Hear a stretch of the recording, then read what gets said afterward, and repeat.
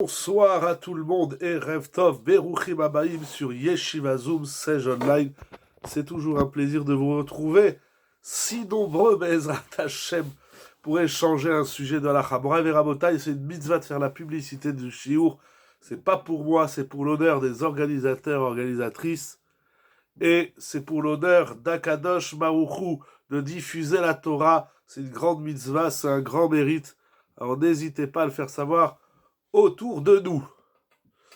Morav et Rabotai, je voudrais dédier le shiur pour la réfoua shelema de tous les malades, notamment pour la réfoua shelema de mon épouse, Sarah Mania bat Mazal Tov, également Mazal Tov bat Avraham, Elinoa Simcha bat Rachel Chaya Sarah, pour la réfoua shelema de tous les malades et qu'on n'entende que des bonnes nouvelles, Lanou Ulchol Israël. Je voudrais étudier avec vous une sougia, un sujet auquel on est qui se présente à nous quasiment tous les jours. On va commencer par la paracha de la semaine. À travers la paracha, nous allons voir un sujet d'une extrême importance. C'est écrit au début de Vaïgash. La Torah nous dit, ruiner ce pasouk. Voilà. Vaïgash et la Yehuda. Yehuda se rapproche de Yosef. C'est la rencontre, la paracha de Vaïgash va nous conter la rencontre de Yosef et Yehuda. Et Yehuda va reprendre sur plusieurs psukim toute la discussion qu'il a eue, donc lui-même Yehuda, avec Yosef dans la paracha précédente. Et il lui dit, tu m'as demandé, tu as demandé à tes serviteurs, est-ce que nous avions un père ou un frère? Et nous t'avons dit que nous avons un père âgé, Avzaken, et voilà que nous t'avons dit que Yeled Zekunim Katan, qu'il avait, notre père également, un fils, le plus petit, le Benjamin. Ve'achiv bet, nous t'avons dit également que le frère de Binyamin est mort.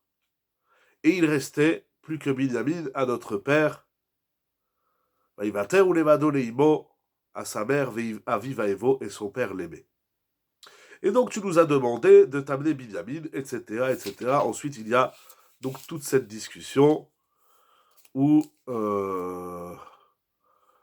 Yehuda insiste auprès de Yosef pour être un peu moins sévère, avoir moins d'exigences envers eux. J'écourte les psukim.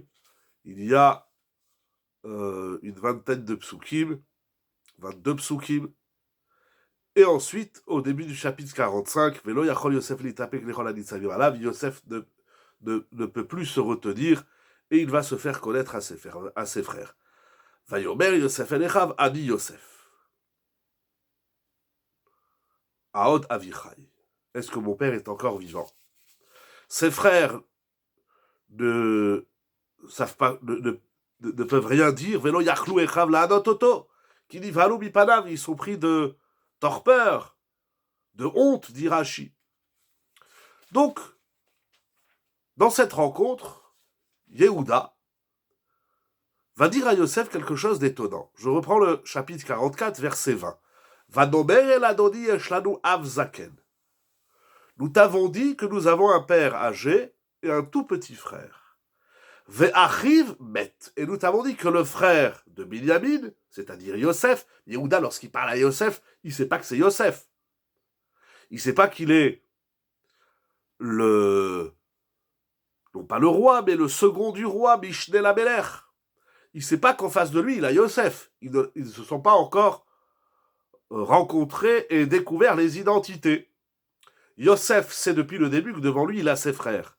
Mais les frères ne savent pas qu'ils ont en face d'eux Yosef. Donc il lui dit, nous t'avons dit que le frère de Binyamin est mort. Ve'achiv met. Et il dit Rashi quelque chose d'incroyable. Mipne ha'yir'a ayamotzi dvar sheker mipiv. Yehuda qui dit à Yosef, notre frère est mort, c'est un mensonge. C'est du sheker. Il prononce du mensonge. Puisque les frères n'ont aucune information que Yosef est mort. Donc ce qu'il dit, ces deux mots-là, Ve'achiv met, et le frère de Binyamin est mort, c'est du sheker, nous dit Rashi, c'est un mensonge. Alors pourquoi Yehuda prononce-t-il ce mensonge? Dit Rashi mipne ayira, parce qu'il a peur. Il a peur de Yosef. Il a peur des représailles. De quoi a-t-il peur? Amar, il s'est dit, im omarlo sheu kayam, si je dis au roi, celui qui est devant moi, à cet Égyptien, puisqu'il ne sait pas encore que c'est Yosef, si je lui dis que le frère de Binyamin est vivant, qu'est-ce qu'il va dire? Yomar avi uhu etzli, encore une fois, il va nous demander de lui apporter Yosef, comme il nous a demandé de lui apporter Binyamin. Alors, afin de ne pas être confronté à cette nouvelle demande de Yosef qui va lui dire amenez-moi Yosef, il préfère mentir. C'est incroyable. Il ment à cause de la yira. Alors, nous allons parler d'un pasouk de la Torah qui dit Midevar Sheker Tichak. Il faut s'éloigner du mensonge. C'est la seule avéra. Le seul commandement de la Torah, nous dit le Sefer HaChinuch, où la Torah nous demande de nous éloigner. C'est pas écrit éloigne-toi du cochon, éloigne-toi de telle ou telle ou telle autre faute. C'est la seule avéra où la Torah nous dit éloigne-toi. C'est très grave de mentir. Le sceau divin Chotamo Shalakadosh Baruchu Emet. Un des noms divins, c'est le Emet. Donc mentir, c'est très grave. On le prend pour acquis. Cependant, dans la halacha, dans les livres de halacha, dans les poskim, dans les sugyot, dans la Gemara, Masechet Yebamot, notamment, la Gemara dans Baba Metzia, il existe plusieurs cas de figure où on a le droit, voire le devoir, de mentir. Vous nous avez appris que le Maharal enseigne de nous éloigner de la Avera. Exact. Mais ça que dit le Maharal, éloigne-toi de la Avera, c'est un conseil, un enseignement des Chachamim. Mais le Chumash, c'est-à-dire le texte de la Torah écrite, nous dit une seule fois éloigne-toi de la faute, c'est à propos du mensonge. De manière générale, la Torah nous dit il ne faut pas transgresser Shabbat, il ne faut pas consommer tel aliment, il faut faire la tzedaka, il faut mettre les téphilines, etc. La Torah, le Chumash, quand je dis ici la Torah, c'est la Torah écrite, ne nous dit jamais éloigne-toi d'une faute. La seule Avera, nous dit le Sefer HaChinuch, où il est dit explicitement dans le Chumash qu'il faut s'éloigner, c'est le sheker, c'est le mensonge. Alors le mensonge, le sheker et le émet, c'est une immense sougia dans la Torah, c'est une sougia à laquelle on est confronté tous les jours. Et j'ai vu une sheila très intéressante dont nous allons traiter. Mais pour bien comprendre le sujet, nous allons d'abord étudier ensemble un passage de la Gemara du Talmud au traité Shevuot, Daf Lamed Amoudbet. Il y a un passage passionnant et intéressant, et nous allons voir les applications de halakha qu'il y a à travers cette Gemara. Pardon, si on peut éteindre les micros, Bechila. Allô, allô. Baruch ata Adonai Eloheinu melech haolam shakol yom. Il y a quelqu'un qui peut éteindre les micros? Merci. Toda Rabba. Alors, Rashi nous dit un chidouche au nom du Midrash, rapporté dans le Yalkut Shimoni, que, alors encore une fois, mentir c'est assour, mais il y a des exceptions. Comme la Gemara nous dit, par exemple, Mipnei Shalom, c'est le texte le plus connu qui dit que pour le Shalom, on a le droit de mentir. Cependant, il faut faire très attention, parce que dès qu'il y a une permission, alors c'est la porte ouverte à faire n'importe quoi. Il y a plusieurs cas, je le dis d'emblée, le Chafetz Chaim, dans Ilchot Lashon Hara, écrit quelque chose d'incroyable. Il dit comme ça, vous savez, Dans la Lashon Hara, il y a 3 niveaux. Il y a le Lashon Hara, il y a le Motzi Shemra et il y a la Rechilut. La Lashon Hara, c'est divulguer une information négative vraie sur autrui. Je vous dis, monsieur untel, je l'ai vu prendre la voiture Shabbat. Ça s'appelle du Lashon Hara. C'est vrai, je l'ai vu. C'est du Lashon Hara. Motzi Shemra, c'est lorsqu'on divulgue une information négative mensongère, sheker. Je dis, j'ai vu monsieur untel prendre la voiture Shabbat. Si je ne l'ai pas vu, c'est un mensonge.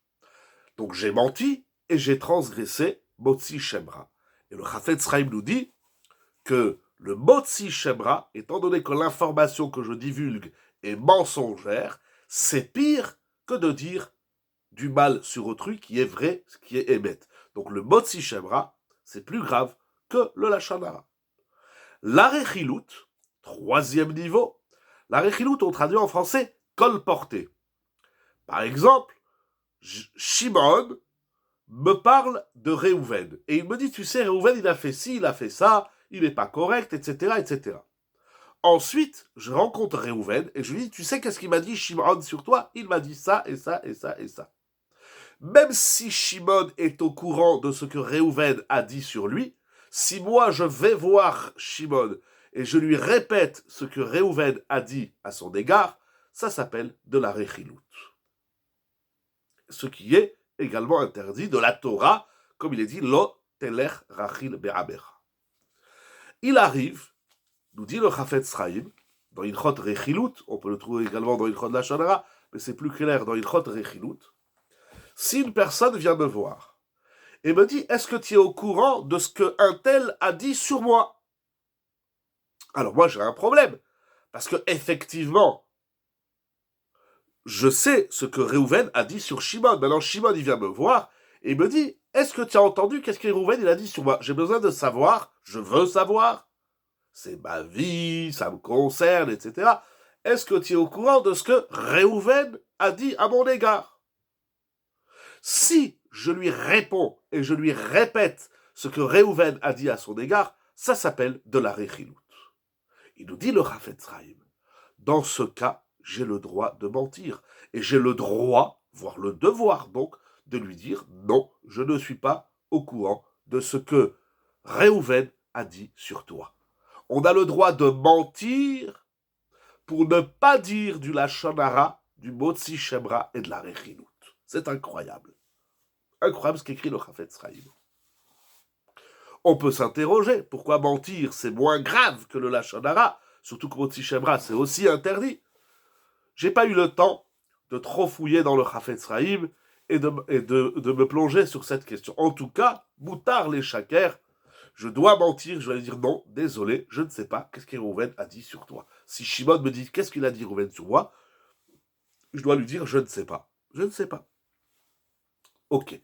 Il y a encore de nombreux cas, on verra Bezrat Hashem à l'occasion, tous les cas où on a le droit, voire le devoir de mentir. Pour bien comprendre, donc, 2 questions. La première question, c'est pourquoi Yehuda ment. Il dit Rashi clairement, Motzi devar sheker mipiv. Il a prononcé des propos mensongers. Nous dit Rashi à propos de Yehuda. Et Rashi nous dit Yehuda avait le droit d'agir ainsi, mipene ayira. Nous verrons à la fin du shiur un chidouche extraordinaire dans ce mensonge. Donc, lorsqu'on a peur, lorsqu'il y a une crainte, on a le droit de mentir. Jusqu'où ça va? Quel est le sens de ce héter, de cette permission? Je voudrais étudier avec vous la Gemara dans la Sechet Shevuot d'Af Lamed Amud Bet. En bas de la page, Tadou Rabanan. Les maîtres ont enseigné. Pardon, Rav. Crainte de quoi? Oh. Bonne question. Yehuda craint, a peur de Yosef. Alors, si on prend Rashi au Pshat Pashut, c'est les mots de Rashi, il a peur que Yehuda lui demande, Yehuda a peur que Yosef lui demande, que ce roi d'Égypte-là qu'il a en face de lui demande d'amener Yosef. Ce qui va causer des problèmes, comme on l'a vu déjà à propos de Binyamin. Tout ce qui s'est passé dans la paracha de la semaine dernière, c'est-à-dire dans la paracha de Miketz, lorsque les frères ont dit à Yosef, nous avons un petit frère qui s'appelle Binyamin, ça leur a coûté cher.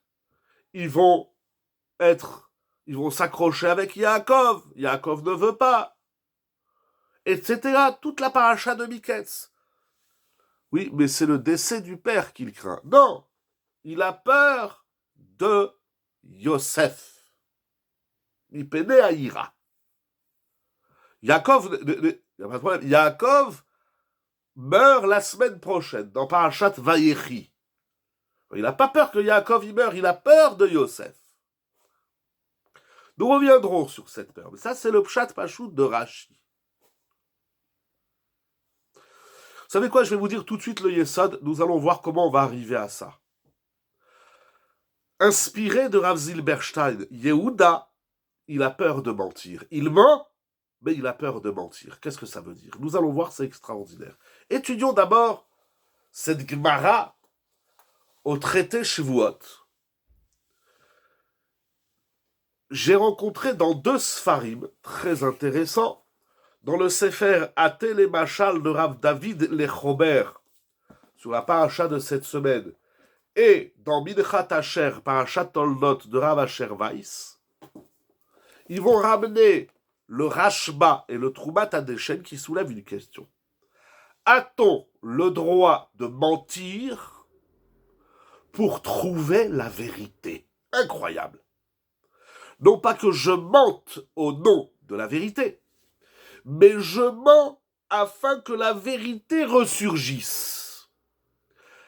Nous allons voir les cas concrets, notamment dans un Beddin, et nous allons voir les déductions du Rashba et du Troumat Hadeshen, et nous reviendrons au Yesod de Rav Zilberstein. Pour cela, il nous faut étudier la Gemara. Tanu Rabbanan. Minayin le Dayan,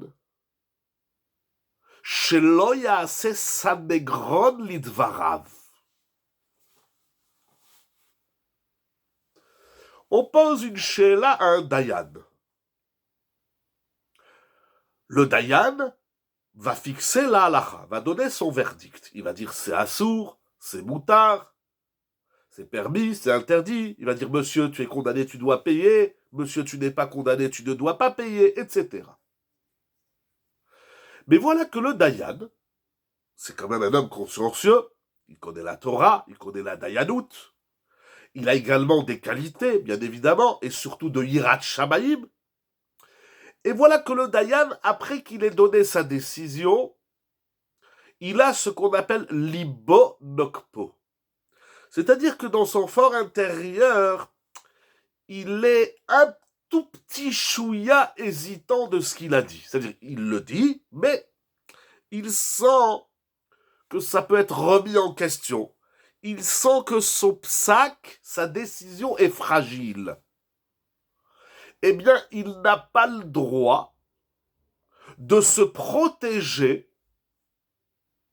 et d'amener des preuves pour affirmer son psaque, sa décision. Ça veut dire quoi? Ça veut dire que si le Dayan, il donne une décision, il est clair, parce qu'il a construit son idée, il a construit son psaque, avec des textes de la Torah, de la Gemara, etc. Il maintient sa position, il a le droit, c'est ça son métier. Mais si lui-même, il pressent le moindre doute, la moindre hésitation, eh bien, il doit dire aux parties, aux antagonistes qui sont venus le consulter, écoutez, j'ai encore un doute, je dois approfondir le sujet. Parfois, à cause de la honte, ou à cause de tout autre ressenti soit-il, il s'entête dans sa décision. S'il agit ainsi, donc vous voyez, c'est extrêmement subtil et nuancé. S'il s'entête dans sa décision alors qu'il a un petit soupçon de manque de vérification, ou peut-être qu'il faut réécouter les parties, etc., s'il s'entête et il fait pas bien son travail, Talmud Lomar Midvar Sheker Tirak. Ça s'appelle mentir. Lorsque tu as le moindre petit doute, tu n'es pas sûr à 100% de ta décision de halacha, de ton psak, eh bien, tu n'as pas le droit de le prononcer. Et si tu l'as prononcé, tu as le devoir de dire « j'ai une hésitation, on va encore vérifier ». Sinon, ça s'appelle mentir. Deuxième halacha que nous allons apprendre midvar sheker tichak. Ou minaïn la dayan. Chez l'oyeshev talmid bour lefanav. Vous savez que chez les dayanim, il y a devant eux ce qu'on appelle des talmidim, des élèves. Qu'est-ce qu'ils font les élèves? Eh bien, ils apprennent le métier, entre guillemets, de dayanout. Ça veut dire que vous avez étudié 10 ans, 15 ans au collège, et maintenant il faut de la pratique. Donc, les talmidim assistent à des procès, etc., du beddin. Si l'élève qui est présent au beddin, c'est un bourg, comme dit la Mishnah, nous l'avons étudié aujourd'hui au collège avec une partie des Avrechim, comme dit la Mishnah dans Masechet Avot, Perekbet Mishnah, et En bourg yerechet. Le bourg, dit le Maharal, le bourg, c'est une personne qui n'a pas appris le sujet. Ça peut être quelqu'un d'intelligent dans la vie, ça peut être quelqu'un qui a un métier intéressant, mais il ignore totalement le sujet. Il n'a pas étudié la Sugia.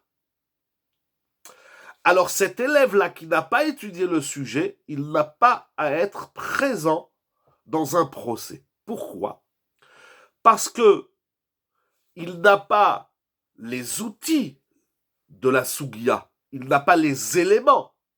Donc tout ce qu'il va dire, c'est de la spéculation personnelle. Il peut y avoir des choses intéressantes, on n'a pas dit que c'est un idiot. Il peut être très intelligent, mais s'il n'a pas le contenu de l'étude, tout ce qu'il dit risque de fausser la décision du Dayan. Nous apprenons cela du passou qui dit Midvar sheker tichak, éloigne-toi du mensonge.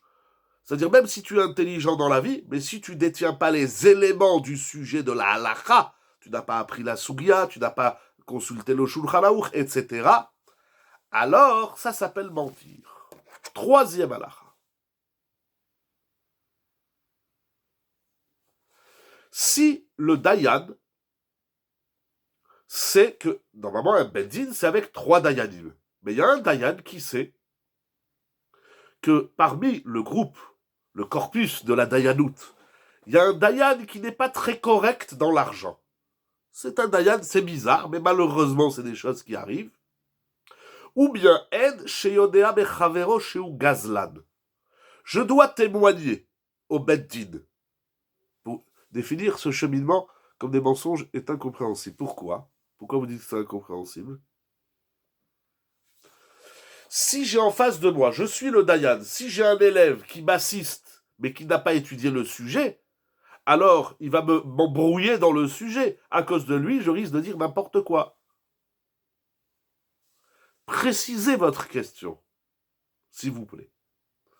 Qu'est-ce qui vous dérange?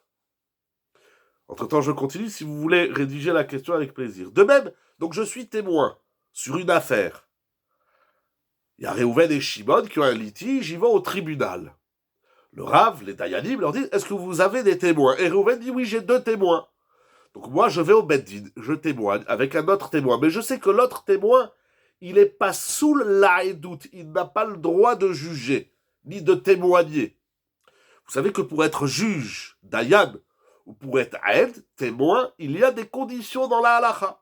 Un exemple très simple que nous donne la Gemara, si le témoin avec qui je vais témoigner est lui-même un voleur, c'est quelqu'un d'incorrect dans l'argent, il fait des magouilles commerciales ou autres, il n'est pas sous l'Aïdout. Moi, je sais que lui, c'est un voleur, c'est pas quelqu'un de correct.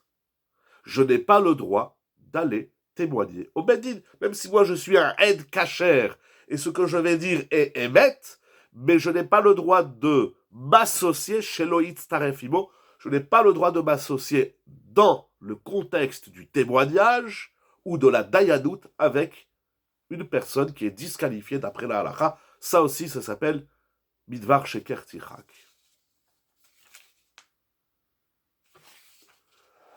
Quatrième halakha. Ça, c'est la Gemara, c'est ramené dans les poskim. Midaïn le dayan sheyodea bedin shu meroube. Si le dayan comprend que les témoins, donc il y a deux témoins qui viennent et qui vont témoigner par exemple en faveur de Réhouven. Oui, c'est vrai, monsieur Réhouven, il a prêté 10 000 euros à monsieur Shimon, et monsieur Shimon, il ne veut pas lui rendre. Un mensonge, c'est dire quelque chose qui n'existe pas, et là c'est un doute dans le jugement. Alors c'est parce que, très bonne question,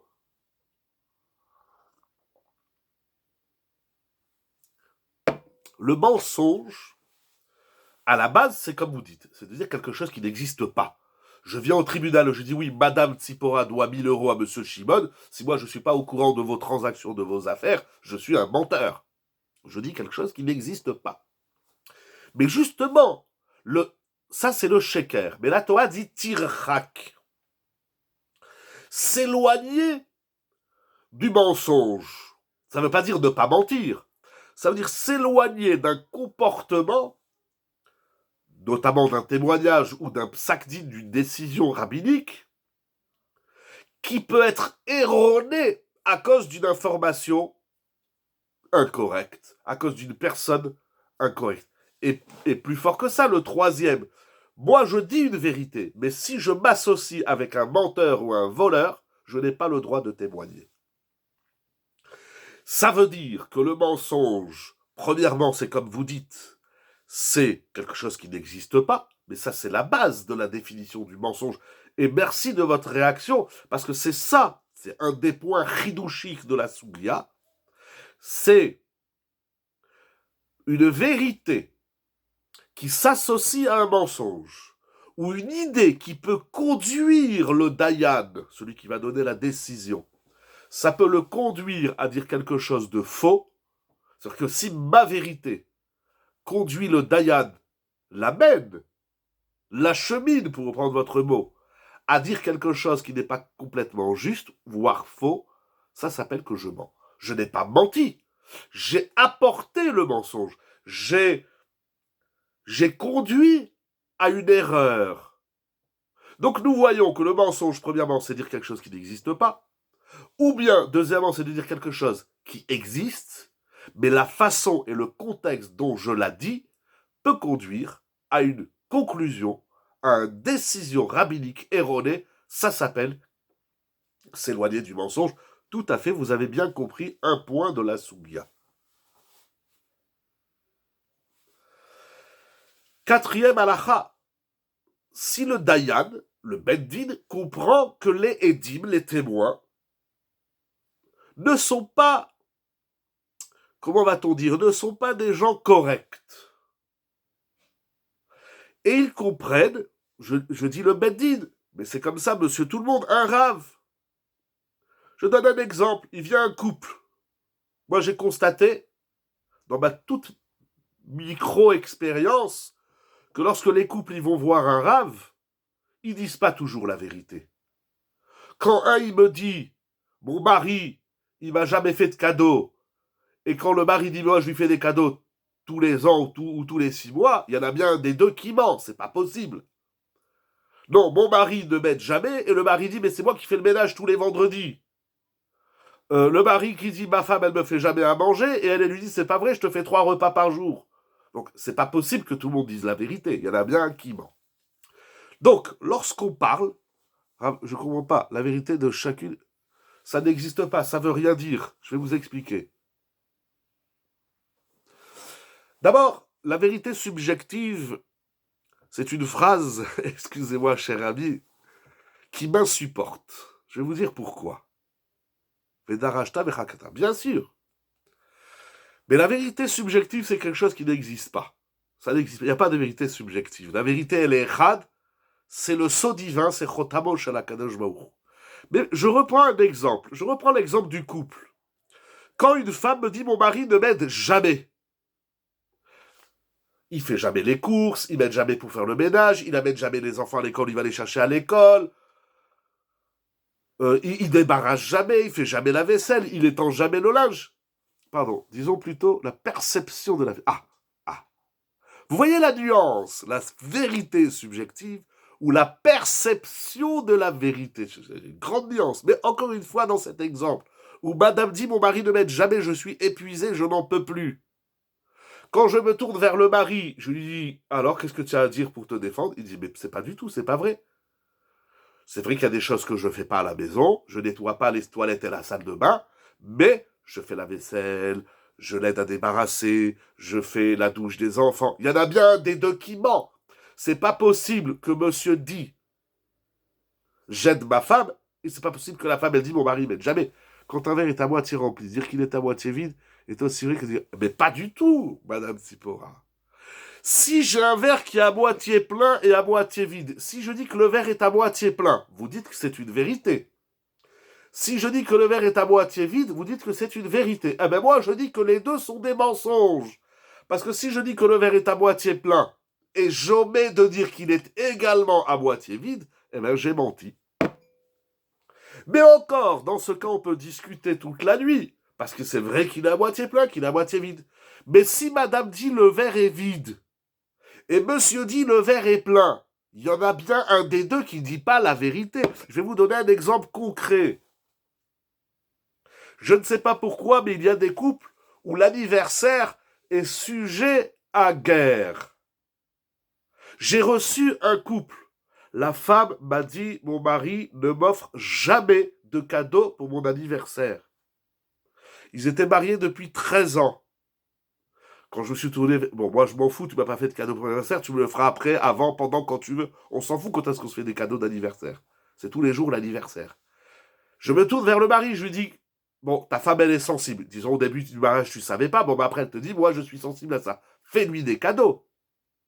Il m'a fait la liste pendant 10 ans. Il a dit, en 1990, je t'ai offert ça. En 1991, je t'ai offert ça. Pour ton anniversaire 92, je t'ai offert ça. Pour ton anniversaire 80...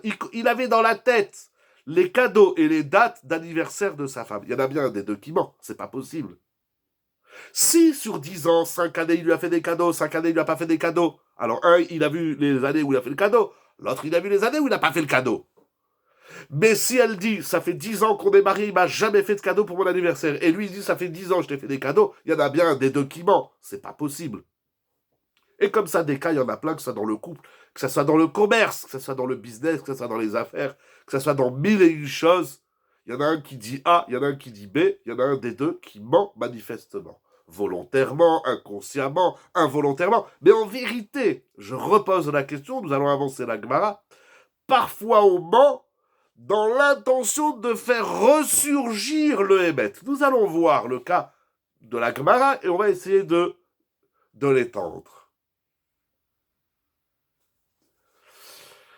Des fois, bien sûr, c'est le travail des Dayanim d'enquêter, ou du Rav, que ce soit dans un litige d'argent, que ce soit dîner mamonote, que ce soit un couple, peu importe. Deux personnes, chasvé shalom, lo alenu, qui se disputent à la synagogue. C'est le travail du Rav, du rabbin, de rétablir le shalom et de dire détendez-vous. Non, mais c'est moi qui ai dit le premier que je fais le maftir cette semaine, et l'autre dit mais pas du tout, c'est moi. Bon, Rabotai, calmez-vous, on va essayer de trouver la vérité. Non, on va pas trouver la vérité. Il y en a un des deux, parfois les deux y mentent. Bien sûr, c'est le travail du professionnel, Dayan, Rav, etc., de trouver cette vérité. Mais parfois, on aurait pu au moins se dire, bon, moi maintenant j'ai des témoins qui viennent témoigner que c'est monsieur A qui a acheté le maftir. Eh bien le Dayan il dit, moi, puisque j'ai une information, au vu de cette information, selon les éléments que nous détenons aujourd'hui, eh bien c'est monsieur A qui va faire le maftir. Je sais que les témoins, ils sont peut-être pas aussi nobles et dignes que ça, mais je dis, moi, j'ai fait le psac, j'ai décidé, j'ai pris une décision en vertu du témoignage des témoins, eh bien, s'il y a une erreur, c'est de leur faute. Non, la Torah dit, si le Dayan, il agit ainsi, ça s'appelle mentir. Regardez cette Gemara extraordinaire. Midaïn le talmid sheyoshev lifnei rabo, veroe zchut leani, vechov leashir. Minaïn shelo ishtok. Si le Talmid, l'élève, voit que le maître, le Dayan, le Rav, il veut condamner monsieur A et acquitter monsieur B. Mais l'élève, il voit que le Rav, il a fait une erreur d'appréciation, de psak, ça arrive. Ça arrive. Même les Dayanim les plus consciencieux. Et quoi dire le Dayan dans ces, et que doit dire le Dayan dans ces circonstances? Que la vérité. Zéou. L'élève voit que le maître fait une erreur d'appréciation, de psak. L'élève n'a pas le droit de dire « Bon, c'est lui le Rav, c'est lui le Dayan, je me tais. » Non. Si tu découvres une erreur dans la démonstration du Rav ou dans la décision du Rav, tu dois lui en faire part. Si l'élève ne dit pas, ne reprend pas le Rav dans son erreur de décision, après, soit le Rav il va expliquer, bien sûr, il va y avoir un échange. C'est ça qui est beau d'ailleurs dans la Torah. Cet échange, cette ouverture, cette tolérance. C'est pas non, j'ai dit c'est comme ça. Les rabbinim, c'est pas des dictateurs. C'est bien pour ça qu'en face d'eux, il y a des élèves.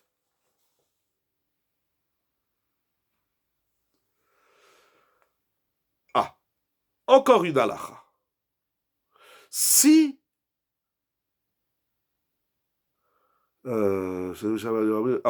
si le Rav, maintenant c'est le Rav qui a un litige, monsieur A, il y a un litige avec Rav B. Donc il y a deux personnes, un Rav et une personne, ils sont en litige, ça arrive.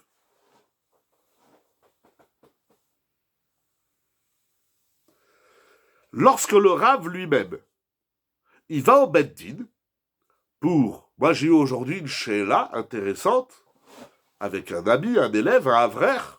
Je m'étais engagé sur une somme, puis au final je me suis trompé. Alors je lui ai dit je te dois tant. Mais moi mon erreur, enfin c'est un petit peu compliqué de rentrer dans tous les détails. Je lui dis écoute, on va demander à un Dayan. Qu'est-ce qu'il dit le Dayan? Il dit je dois te payer, je te paye. Il dit je dois pas te payer, je te paye pas. Maintenant si le Rav, il va avec son élève au Beddin. Donc parce qu'il a un litige avec une autre personne. Mais il dit à son élève regarde, je n'ai trouvé qu'un seul témoin qui approuve mes propos. Seulement un témoin, c'est 0 au Beddin. Il faut 2 témoins. Comme ça, c'est écrit dans la Torah, Al-Pishnaim Edim, Oshlosha Edim, Yakum Davar.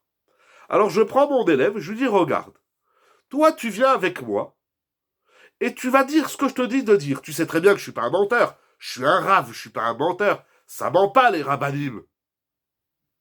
Eh bien, l'élève, il doit dire à son Rav, excusez-moi, Rav, je n'ai pas le droit de témoigner selon vos propos. Ou je suis témoin d'une affaire, alors je vais la dire au Beddin, ou je ne suis pas témoin. De même, si le Rav lui dit, regarde, tu viens, tu dis rien, juste tiens là, tiens avec moi, comme ça va dissuader l'autre partie. Ça s'appelle aussi mentir. Avançons encore quelques cas. Très intéressant.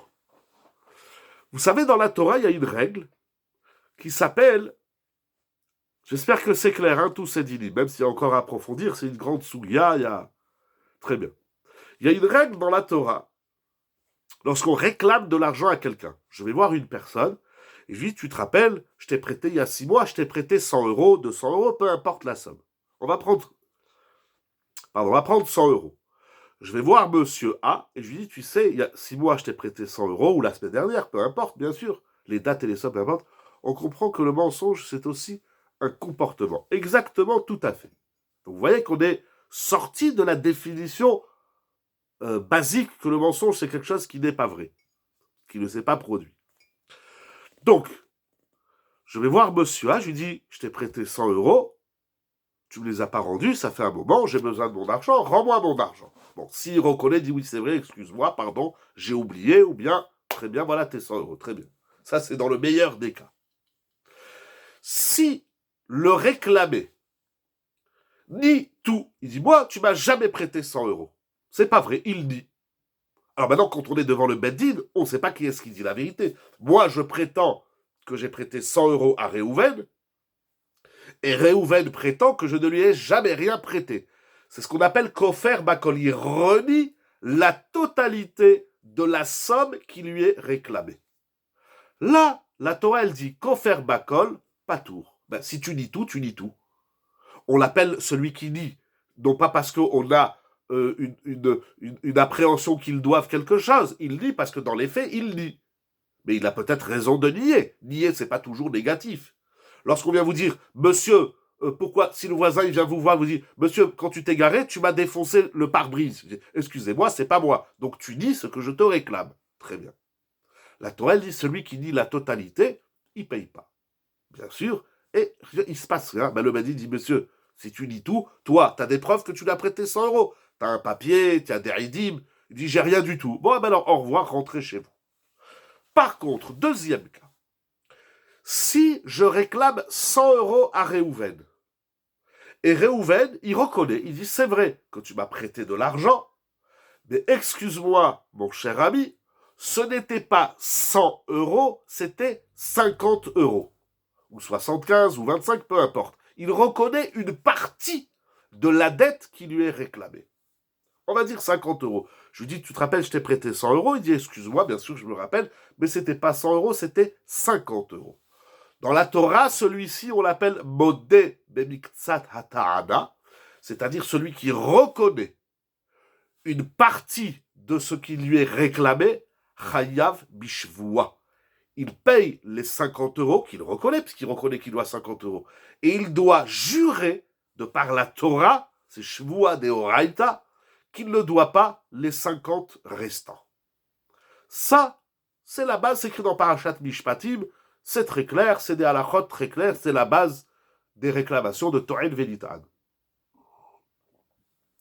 Maintenant, moi, qu'est-ce que je fais? Je dis, si je lui réclame 100 euros et qu'il reconnaît 50 euros, eh bien, j'aurais perdu 50 euros. Qu'est-ce que je vais faire? Je vais lui réclamer 200 euros. Comme ça, même s'il reconnaît que la moitié, eh bien, je vais obtenir mes 100 euros. Je sais que celui-là, à chaque fois, un peu il magouille, un peu il n'est pas très clair. La Gemara dit ceci, ça s'appelle mentir. Si on te doit 50 euros, si on te doit 100 euros, n'invente pas, ne fais pas un montage de réclamer 200 pour obtenir la moitié qui sera la totalité de ce que tu veux obtenir. On te doit 100 euros, réclame 100 euros. Si tu réclames 100 et au final tu reçois que 50, c'est comme ça que la Torah elle a décidé. Mais si toi maintenant tu fais tout un montage de réclamer le double afin de recevoir la moitié qui sera la totalité de ce que tu veux, ça s'appelle mentir. On continue. Pourquoi il y a besoin de choix du coup? Si la personne respecte du Sheker Tirak. Mais qui c'est qui ment? Lorsque deux personnes viennent au Bedin, moi je dis au Dayan, je réclame, j'ai prêté 100 euros à Shimon, à Réhouven. Et Réhouven dit, c'est pas vrai. Il m'a prêté que 50 euros. Donc il reconnaît qu'il me doit 50. Sur les 50 manquants, ça s'écrit dans le Chumash, dans la Torah, sur les 50 qu'il nie, il doit jurer qu'il ne me les doit pas. Est-ce que c'est clair? On ne sait pas qui est le menteur. Nous, quand on est au Bedin, au tribunal, on ne sait pas qui est le menteur. Peut-être que celui qui réclame 100, c'est lui le menteur. Peut-être qu'il ne doit que 50. Et peut-être que c'est l'autre qui dit les 50 qui doit 100. On ne sait pas qui est ce qui ment. Alors, une des raisons, c'est pas l'unique raison, une des raisons de la chevoie, du serment, c'est pour dissuader les menteurs. Parce que jurer, c'est pas une petite histoire. Et enfin, dernier cas, il y a encore beaucoup de cas dans la Gemara.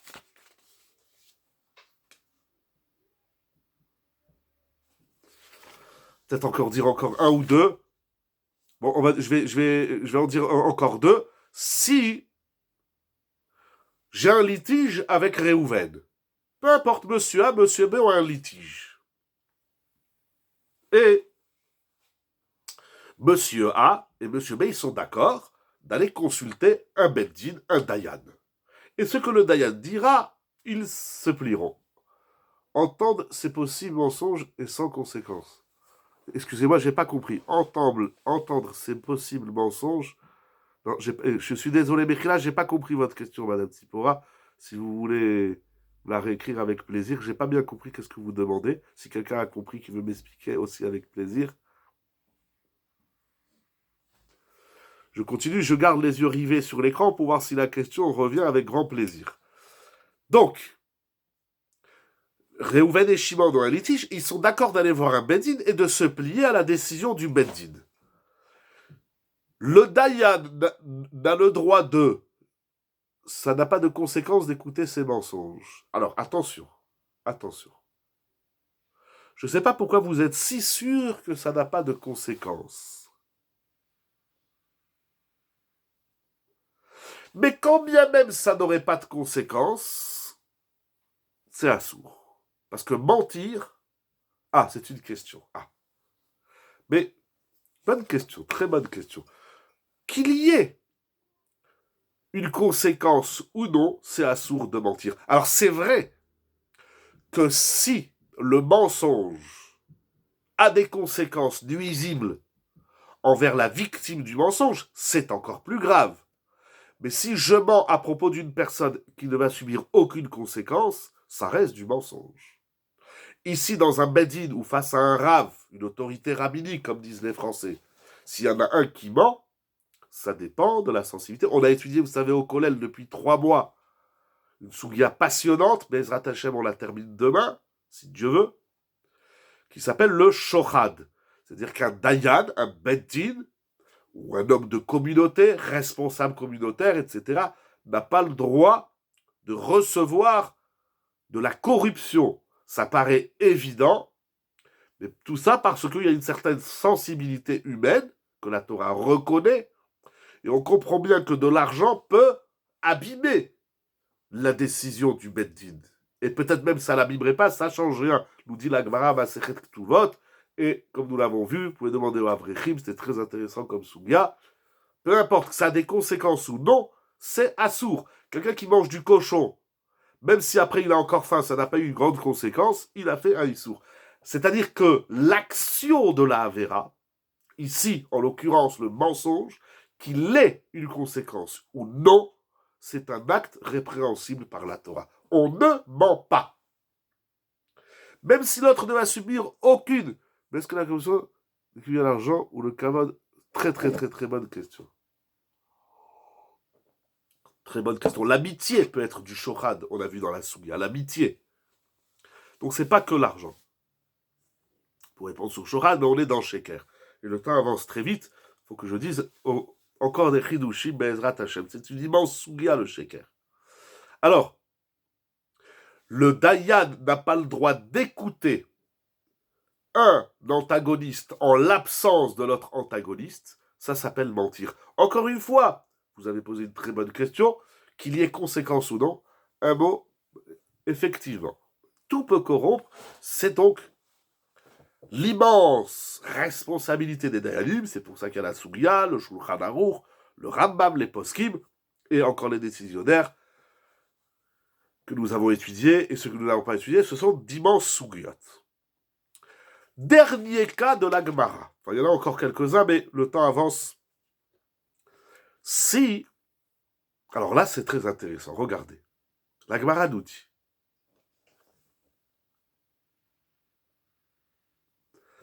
Trois personnes, Réhouven, Shimon et Lévi.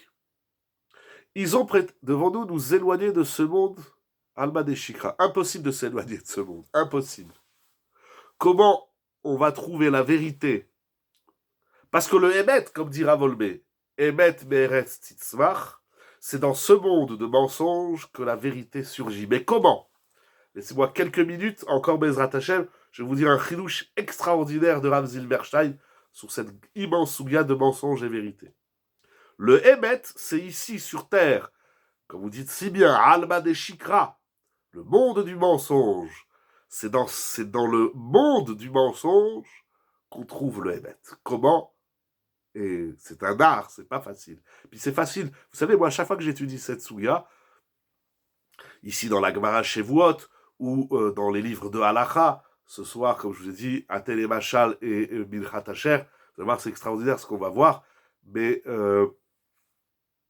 je me dis, mais à qui on parle? Moi, je suis pas un menteur. Je dis toujours, un jour, un élève, il est venu me voir, il m'a dit, je comprends pas, mon fils de 6 ans, il ment toute la journée. Et il m'a dit, moi, j'ai jamais menti. Je fais, c'est ça ton mensonge. Bien sûr que tu mens. Tu mens, Yomam Valaïla, jour et nuit. Ce qui est très fort dans le mensonge, et je fais, ton fils, c'est de toi qu'il a appris comment mentir et comment te faire croire qu'il ment pas. et que tu crois tellement croire à son mensonge, c'est tellement facile de dire moi, mais j'ai jamais menti. Rabotaille, je veux pas qu'on déprime ce soir, mais c'est tellement beau de découvrir tous les mensonges qu'on se ment soi-même, qu'on ment les autres, verrouler. C'est extraordinaire. Il y a dans le mensonge une souilla passionnante qui s'appelle l'inconscient. On ment par inconscience. C'est-à-dire, bien sûr, le patibulaire du mensonge, bon, lui, c'est un gros menteur. Bon, c'est pas de ça qu'on parle. Lui, c'est un menteur, on le jette à la poubelle. Mais on est persuadé et on se persuade de nos mensonges qu'on appelle vérité. Parce que la limite entre le tam et le tahor, comme dit Rashi à la fin de Parashat Shemini, la limite entre mensonge et vérité, c'est pas plus épais qu'un cheveu. Donc c'est très facile. Oui, là, quand on étudie à froid, non, moi je mens pas. Moi. Quelle différence entre mensonge et doute? Ouh là là, quelle question extraordinaire. Très très très grande question. Regardez, on va avancer, vous allez voir. Vous allez voir. Bezrat Hashem, des grands chidushim. 3 personnes. Certains mentent pour être libres. Mais ils sont pas libres, ils sont enfermés dans leurs mensonges. Moi, la question que je travaille avec vous, c'est mentir pour faire surgir la vérité. Vous allez voir, c'est magnifique. Regardez. Dernier exemple de la Gemara. Il y a 3 personnes, Réhouven, Shimon, Lévi, qui ont prêté, chacun a prêté 30 euros à Réhouven, Shimon, Lévi, à Yehuda. Donc à 3, on a prêté 90 euros. Il y a quelqu'un qui rentre au Beth Midrash et dit « Rabotai, j'ai besoin de 90 euros. Est-ce que quelqu'un peut me prêter 90 euros ?» Alors, bon, personne n'a dans la poche 90 euros. Il y en a 3 qui disent « Moi, si tu veux, je te prête 30 euros, tu auras tes 90 euros. » Je prends un chiffre rond, bien sûr, 90, peu importe. Alors, qu'est-ce qui se passe? Nous dit la Gemara.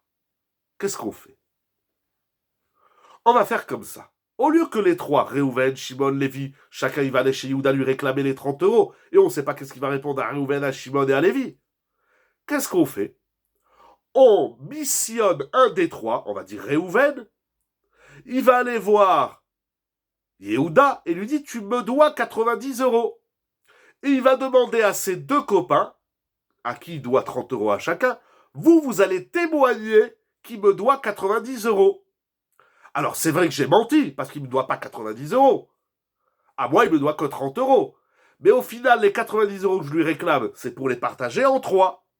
Ça, la Gemara nous dit, ça s'appelle mentir. Au vu de ces différents cas de la Gemara, il y a 2 grands maîtres de la halacha, des Rishonim, le Rashba et le Troubat Adeshen. Encore une fois, il faut approfondir davantage, hein, bien évidemment. J'espère que j'ai été clair. C'est un peu compliqué, j'espère que j'ai été clair.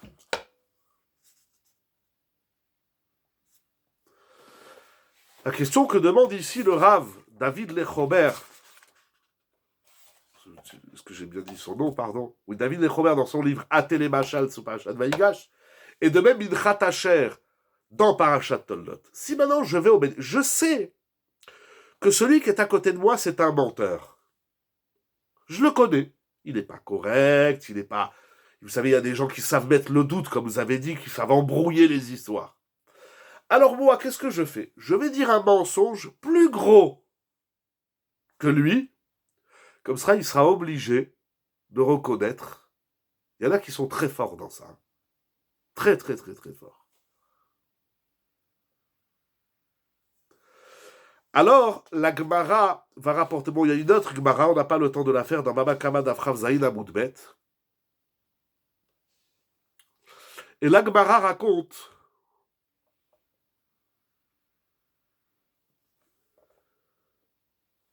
Pardon, au vu de cette Gemara, on a soumis au Rajba la question suivante. A-t-on le droit de mentir au Beddin ou au Rav ou à quiconque, afin de ne pas sortir perdant d'une affaire? Moi, je sais, parce que chacun il sait qu'il a la vérité. C'est moi que je dis la vérité, c'est pas l'autre. Alors, est-ce que j'ai le droit de sortir un gros mensonge, mais énorme, quoi, une énormité, pour soit inciter le Dayan à enquêter davantage, soit mon mensonge, vous savez, parfois c'est par un mensonge plus gros que le menteur, qu'au final le menteur, il reconnaît son mensonge. Est-ce que j'ai le droit de mentir à un menteur pour que le menteur, par exemple, je vais lui dire, c'est dégueulasse ce que t'as fait, tu m'as crevé les 4 pneus, tu m'as défoncé les rétroviseurs, tu m'as éclaté la bagnole. Je lui dis, mais ça va pas ou quoi? Je t'ai juste cassé un rétroviseur. Ah! Si je t'avais dit tu m'as cassé le rétroviseur, tu m'aurais dit ah non, c'est pas moi. Mais si je te dis tu m'as crevé les 4 pneus et tu m'as cassé les 2 rétroviseurs, face au gros mensonge du menteur, est-ce qu'il y a une dimension dans le mensonge? Justement, c'est ce que nous allons voir. Alors c'est la question qui a été soumise au Rajba. Rabbeinu Shelomo ben Aderet. Et le Rajba, un grand maître du Talmud, un grand maître de la Torah, il dit Chasle les arrêts d'Avram de lema shikra va filou bimkom pseda. Dirtiv sherit Israël lo yasu avla velo yedaberu kazav. Il a dit le Rajba, mentir pour récupérer son bien, ça veut dire que si tu mens pas, tu vas perdre au procès. C'est assourd de mentir. Assourd. Oui, mais Rav, mais si je mens pas au Beddin, je vais perdre mon argent. Le Rajba, il lui répond, il dit, même si l'objectif, la finalité de ton mensonge, c'est de récupérer ton bien, ce qui est vrai dans l'absolu, mais cela, tu vas l'obtenir en mentant, c'est assourd de mentir. Dieu préserve Chasle les arrêts d'Avram, dit le Rajba. De dire un mensonge, c'est Chasve Chalila, Chasle les arrêts d'Avram. Oui, mais par mon mensonge. Alors quoi? Alors je dis la vérité et je perds. Le Rajba, il dit oui. Dis la vérité, même au prix de perdre ton argent. Ne t'inquiète pas, si tu dois le retrouver, tu le retrouveras. Après, on va te faire du moussard, on va t'offrir un café et on va t'expliquer. Mais on ne ment pas pour retrouver son bien. C'est ce que dit le Rajba qui est ramené dans les poskim. Comme il ne reste pas beaucoup de temps, je voudrais vraiment vous dire ce que dit Rav Zilberstein, c'est extraordinaire. De même, Minchat Asher, le Gaon Rav Asher Weiss, dans Bereshit, la nouvelle édition Siman Nun Aleph, il ramène une question semblable du Troumat Hadeshel, qui est aussi Migdolé Arishonim. Et il ramène une question qu'il y a eu, on n'a pas trop le temps de lire toute la question. Ah, oui, la question, elle n'est pas très longue. On réclame à Réhouven de l'argent. Il vient Shimon, il lui dit, tu me dois 10 000 euros. Réhouven, il a cet argent. Y a-t-il une teshuva au mensonge, Michlal? Très bonne question, mais ce soir, on ne va pas parler de ça. Bien sûr, il existe la teshuva. Comment on fait teshuva sur le mensonge? C'est pas facile, hein, mais ça existe. Déjà, il faut apprendre à dire le menteur, à dire le hémet, pardon. Il faut apprendre à reconnaître qu'on a menti. Même inconsciemment, même sans faire exprès. J'adore les mensonges par omission, les mensonges inconscients. Là, tous ces gros mots-là. T'as menti, tu dis excuse-moi, j'ai menti, puis on avance. Ok, en simple. Mais à l'occasion, on parlera de la tchouva du menteur. Qu'est-ce qu'il fait Réhouven? On lui réclame un bien, on lui réclame de l'argent. Réhouven, il va faire des montages de mensonges et de brouillards, etc. pour pas qu'on lui prenne ce qu'il a, ou au mieux, pour faire un compromis au Beddin. Il va mentir, il va inventer, il va dire n'importe quoi. Personne ne va rien voir. C'est très, très, très, très compliqué de trouver la version authentique des faits. C'est très compliqué. Très compliqué. Aujourd'hui, c'est facile de faire des faux papiers, c'est facile de mentir devant un Beddin, c'est facile de mentir au monde entier. C'est pour ça qu'il y a des procès qui prennent du temps dans les bâtés d'Ilim, etc. Alors il demande est-ce qu'il a le droit de faire un montage pour ne pas perdre le bien que lui, il estime que c'est à lui. Alors là aussi, le Troumat Hadeshen dans Siman Shinvav, donc Rav Asher Weiss, il n'aimait pas le pelle autour du Troumat Hadeshen, c'est passionnant comme étude, et là aussi il lui dit, de toute évidence, il est interdit de mentir, même si tu vas perdre de l'argent, même si en disant la vérité, tu vas perdre tes affaires, et tu ne peux les récupérer que par le mensonge, le Troumat Hadeshen, il dit Khalila. Là aussi, c'est les mêmes mots que le Rajba. Chalila le yere shamayim, sheyetzadel nimtso eter la'asot kaze vekayotze baze. Chas veshalom. Il faut même pas que ça traverse ton esprit de t'imaginer des espèces de rouages et de montages et de je sais pas quoi. Monsieur, tu vas au tribunal, tu dis la vérité. Tu vas au Beddin, tu dis la vérité. Devant le Rav, tu dis la vérité. Devant ta femme, ton mari, tes enfants, tu dis la vérité. Même si à cause, entre guillemets, de ta vérité, tu vas perdre tes biens, eh ben, reste émette. On parlait, c'est aussi un peu du chourad. On est soi-même corrompu par nos propres affaires. Je vais quand même pas perdre mes affaires. Je vais me défendre. Il n'y a pas de problème. Défends-toi. C'est tout. On n'a pas dit tais-toi. Il faut se défendre. Il faut réclamer. Mais dis la vérité. Tu sais très bien que si tu dis que c'était en décembre, alors que c'était en janvier, ça va chambouler toute l'affaire. Dis la vérité. Si c'était en janvier, ne mens pas. Si c'était le 5 janvier, ne dis pas que c'était le 23 décembre ou le 24, 25, etc. Il y a déjà assez de mensonges qui sont nés durant ces dates. Bien évidemment, je ferme la parenthèse. Donc, Bekitsour, défends-toi, mais qu'avec des arguments et des faits qui sont authentiques et véridiques. Bref, et Rabotai, pour terminer cette, comment dit-on, ce préambule de cette souga immense, et pour terminer l'heure qui nous est impartie, je voudrais vous dire un chidouche extraordinaire, inspiré de Rav Yitzhak, le gars de Rav Yitzhak Zilberstein, dans son livre magnifique, La crainte du mensonge de Yehuda correspond à quoi, s'il vous plaît? Voilà, c'est ça qu'on va expliquer. Enfin, on va essayer. Dans son livre magnifique, Allez-nous les Shabeach, au début de la paracha de Vaïgash,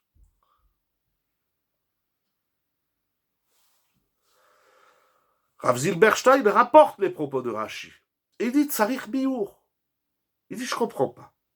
Yehuda s'approche de Yosef pour un seul objectif clair, réclamer Binyamin. Et si Yosef refuse, Yehuda est prêt d'entamer une guerre contre Yosef. D'ailleurs, c'est ramené dans le Midrash, Amar Rabbi Chama. Vous lirez l'article de Rav Mergui dans le Lechadodi de cette semaine, Be'ezrat Hashem, il ramène ce Midrash, que Yosef, il s'est mis en danger. Parce que si Yehuda lui avait déclaré la guerre, il aurait explosé la tête. Donc Yehuda, il va avec deux options. Ou tu me rends mon frère Binyamin, ou je te coupe la tête. Donc il n'a pas peur de Yosef. S'il n'a pas peur de Yosef, pourquoi au courant de l'histoire, il se dit, si je lui dis la vérité sur Yehuda, sur Yosef, il va me dire Amen Yosef. Eh ben je comprends pas, t'es venu faire la guerre. Tu fais la guerre sur Binyamin, fais la guerre sur Yosef. Qu'est-ce qu'il y a? Pourquoi sur Binyamin, il est prêt d'entamer une guerre, mais sur Yosef, il dit, si jamais il me demande de lui amener Yosef, là, je suis mal en point, là, je suis plus à l'aise. Je comprends pas, t'es parti faire une guerre. À partir du moment, où tu vas faire une guerre, donc t'as pas peur du gars qui est en face de toi. Ça change quoi qui te réclame Yosef? Tu dis, si me rend pas Binyamin, je le tue. Mais si me réclame Yosef, là, j'ai plus de force. Ça veut dire quoi, ça? Comme ça, demande Rav Zilberstein.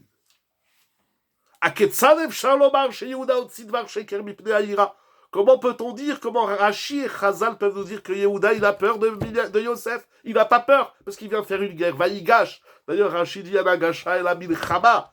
Il est venu suggérer une guerre. C'est où on fait la paix, tu me rends Binyamin, ou je te fais la guerre. Ah, mais dès qu'il lui parle de Yosef, il dit ouh, là j'ai peur de Yosef. Pourquoi tu as peur de Yosef? Il n'est pas plus fort que toi. Ah, il ne sait pas. Oui, mais si tu viens faire la guerre, si tu ne sais pas qu'est-ce que l'autre il veut, mais tu es déjà sûr de gagner, parce qu'en vérité, que ce soit Binyamin ou Yosef, pourquoi là, il dit Rav Zilberstein, dit quelque chose d'extraordinaire, je le traduis comme ça, en tout cas, il m'a inspiré d'une idée incroyable. Vous lirez, ceux qui ont le livre, vous lirez, c'est extraordinaire. Ceux qui n'ont pas, je peux leur envoyer en hébreu, c'est magnifique. Il dit comme ça. Dans la vie, on connaît des gens, peut-être soi-même, mais on connaît des gens qui ont une seule ligne de conduite. Par exemple, prenez quelqu'un qui est, je sais pas moi, qui est têtu. Ah ben, il va être têtu dans tout. Prenez quelqu'un qui est, comment dit-il, qui est fort de caractère, Gibor et Kohar. Eh bien, il sera toujours fort de caractère.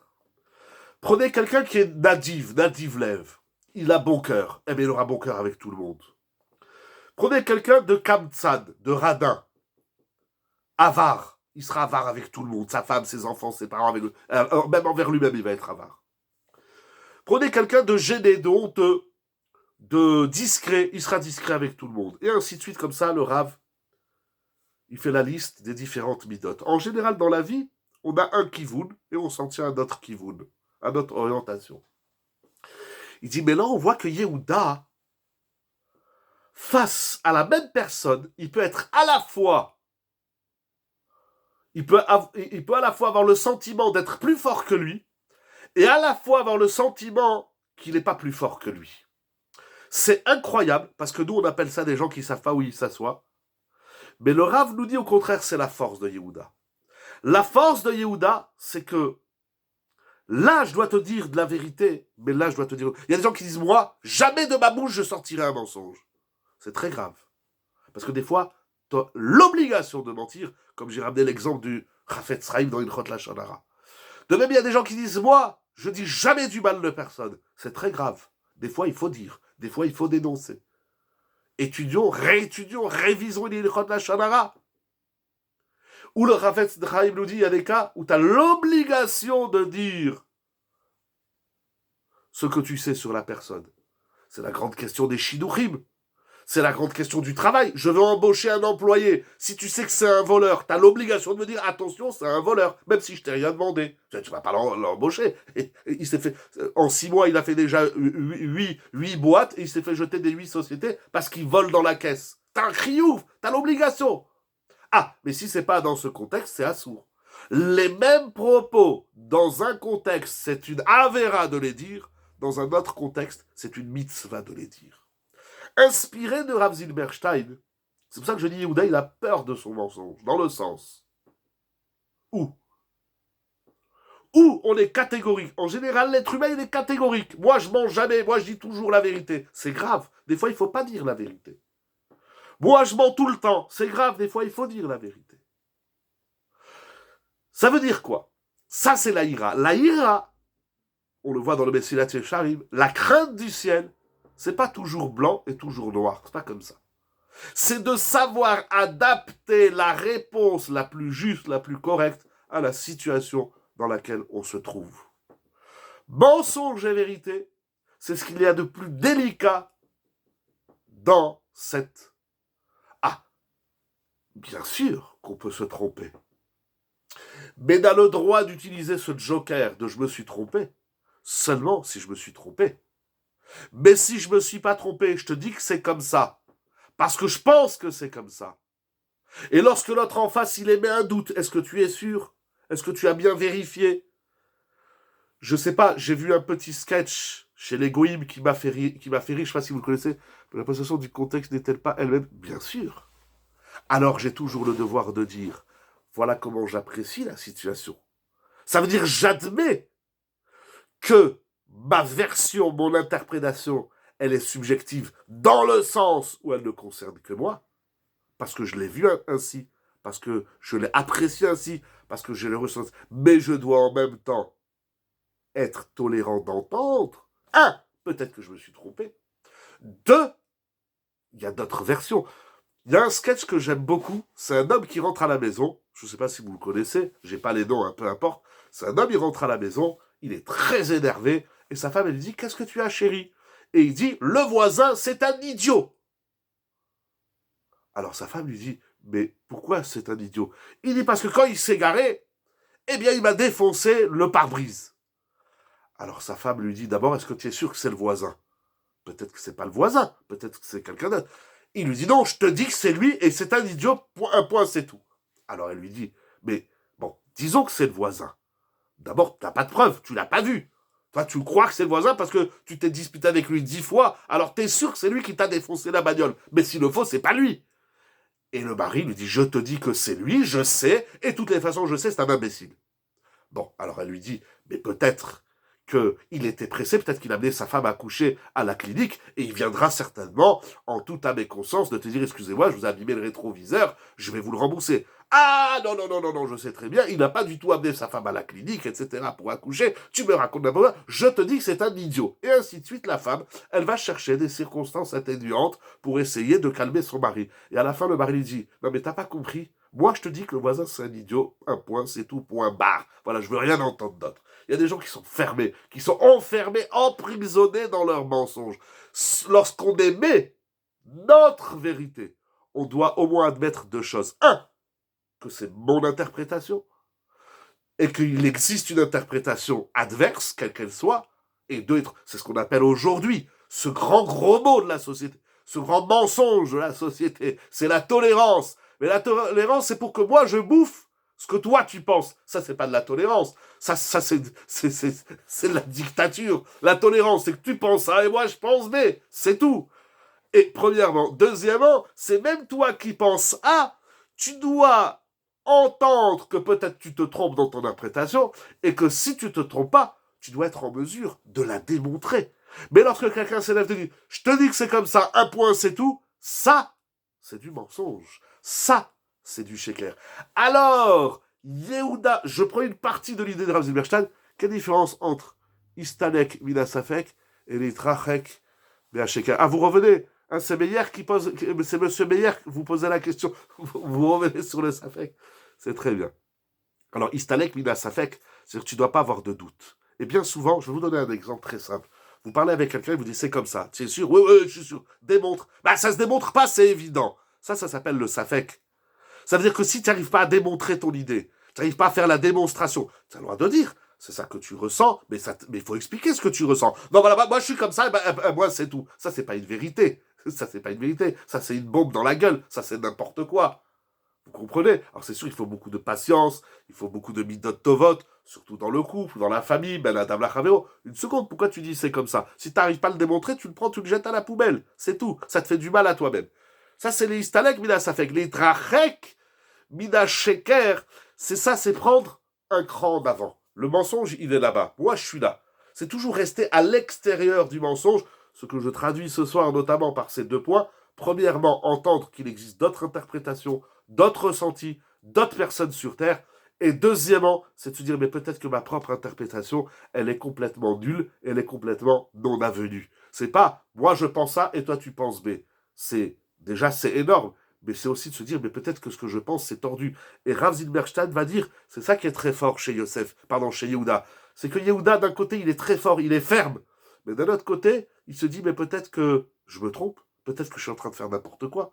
De savoir jongler dans les midotes. C'est l'art des midotes. Midot, ça veut dire mesure. C'est tout le Messilat Shaim, tous les livres du Moussard. Quand est-ce qu'il faut être ferme? Quand est-ce qu'il faut être souple?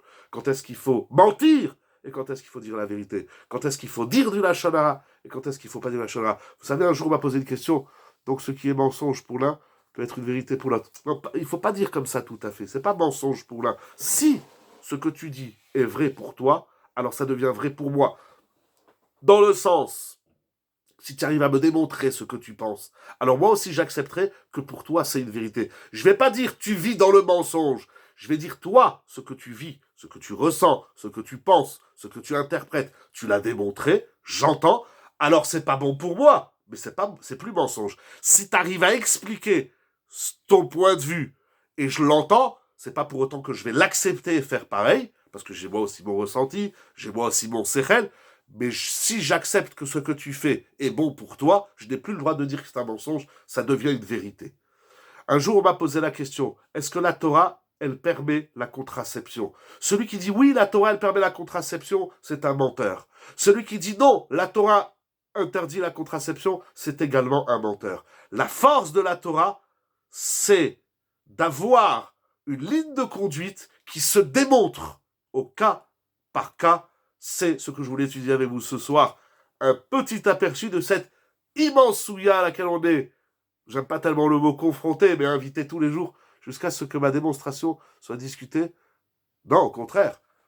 Non, juste, enfin oui, rajouter, Bechila, jusqu'à ce que ma démonstration soit démontée, je dis la vérité, si j'arrive à démontrer cette vérité. Mais prendre un truc et dire, voilà, ça c'est Emet, ça c'est pas Emet, ça c'est Sheker. Je pense à, je vais te démontrer ce que je ressens, ce que je pense, ce que j'interprète. C'est une vérité. Si maintenant j'arrive à la démonter, ben demain on la jettera à la poubelle. Vous comprenez la nuance très importante. C'est ce que je voulais partager avec vous dans cette immense souga. Pardon que je vous ai rentré dans ça. Voilà, il y a eu quelques points de réflexion. J'espère, Bezrat Hashem, que ça nous amène la bracha dans le Emet. Emet veyatsiv, Emet vemuna, chotamo shala kadosh baruch hu Emet. Il y a encore beaucoup à dire sur le Rashi d'Aparashat semaine. Il y a un très beau Maharal Langourarié. Et il y a encore bien évidemment beaucoup à dire dans cette immense souga. Il y a un livre extraordinaire de Rav Eria Verovitch. C'est une science, la vérité, oui, mais qu'on doit mettre en pratique. Rav Olmé parle beaucoup de Emet et Sheker dans Aléchour, le Maharal dans Netivot Olam, etc. Ça manque pas les livres dans la Torah. J'ai encore plein de livres qui parlent de ça, le Titan Emet, les Jacob, enfin bref. On reviendra sur d'autres points, Bezrat Hashem, sur mensongérité. C'est ce que je voulais partager avec vous. Il raconte que nous puissions être vrais dans nos mensonges et trouver du mensonge dans notre vérité pour être encore plus vrais, Bezrat Hashem. Avançant dans la Torah, qu'Akadosh Baruch Hu ramène la Géoula. Mais regardez, aujourd'hui, on est dans un monde où on peut parler avec personne. Merci que vous êtes là, qu'au moins on peut échanger ensemble. Merci pour vos questions, pour vos remarques, pour votre présence. À toute l'équipe de Yeshiva Zoom, un grand merci, Chazak ou Baruch. Que vous ayez beaucoup Brachavat, Slacham, Besorot, Tovot, Yeshuot, la Géoula en Eretz Israël, la fin de la guerre tout de suite et maintenant que tous les otages y rentrent à la maison entiers et en vie, Bezrat Hashem, qu'on n'entende que des bonnes nouvelles, que cette pluie de roquettes, même si c'est toujours des miracles, je suis toujours impressionné de cette pluie de roquettes qui ne fait que des miracles, que des disciples. Voilà, sur le Emet, Bezrat Hashem. Ah ben voilà, si vous avez les références des anciennes shiurim, que Akadosh Baruch Hu, ah ben 48, ah oui voilà, Chazak, ouais. Merci beaucoup de rappeler qu'il y a 48 cours sur sagedis.com, Todarabah, moi j'ai complètement oublié. Je vous dis bonne soirée, mes Sorotovot, on se retrouve très bientôt. Yeshiva Zoom, Sage Online, dans le sourire, dans la simcha pour la gloire d'Akadosh Baruch Hu. Merci beaucoup, les Chayim Tovim, Shalom et Sorotovot. Merci.